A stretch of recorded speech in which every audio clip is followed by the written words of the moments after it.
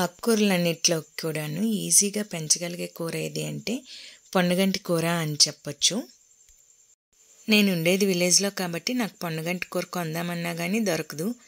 కానీ పాలకూర వేయటానికని చెప్పి పొలం నుంచి కొంచెం మట్టి తెచ్చి గొలెంలో వేసి పాలకూర విత్తనాలు వేసి వాటరింగ్ చేశాను. ఆ పొలంలో ఇది ముందు పెరిగిందో ఏమో వాటి తాలూకు విత్తనాల నుంచే ఈ పొన్నగంటి కూర వచ్చేసింది. ఇది ఈజీగా 1 వీక్లోనే మనకి మళ్ళీను కోసుకోవడానికి సరిపడా పొడవుగా పెరిగిపోతుంది.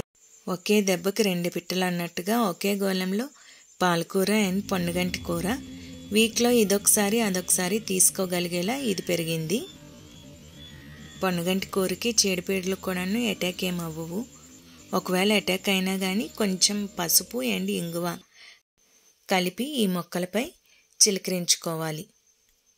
ఆకుల్ని సెపరేట్ చేసినాక ఇలా కాడలు ఉంటాయి కదా, వాటిని తీసుకొని ఏదైనా ఖాళీ కుండీలో ఇలా పడేసినా కానీ ఆకులు ఏ కణుపుల దగ్గర నుంచి స్టార్ట్ అవుతాయో ఆ కణుపు దగ్గర నుంచి రూట్స్ ఫామ్ అయ్యి మనకి కొత్త మొక్కలు అనేవి తయారవుతాయి. పొన్నగంటి కూర అంటే పోయిన కంటి కూర అని మీనింగ్. అంటే ఈ ఆకుకూర కంటి ఆరోగ్యానికి చాలా చాలా మంచిది. ఇది వీక్లీ వన్స్ అన్నా తీసుకోగలిగితే చాలా చాలా మంచిదన్నమాట. ఈ జనరేషన్ పిల్లలకి కళ్ళకి స్ట్రెయిన్ చాలా ఎక్కువ.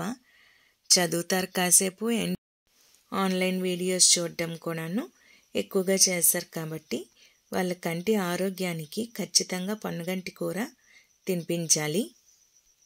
ఓన్లీ కంటి ఆరోగ్యానికనే కాదు, ఇందులో కాల్షియం కూడాను ఎక్కువగా ఉంటుంది. అండ్ ఫ్రీ మోషన్కి ఆకుకూర ఏదైనా కానీ యూజ్ అవుతుంది. అలాంటిదే పొన్నగంటి కూర కూడాను ఫ్రీ మోషన్ అవటానికి కూడాను హెల్ప్ చేస్తుంది. మన ఓన్ వెజిటబుల్స్ని ఆర్గానిక్ వేలో మన ఇంట్లోనే పండించుకోవడం చాలా మంచిది కాబట్టి పొన్నగంటి కూర లాంటి ఈజీగా వచ్చే ఆకుకూరను పెంచుకుంటే మనం కూడా ఫార్మర్స్ అయిపోయామన్న సాటిస్ఫాక్షన్ మనకి ఉంటుంది.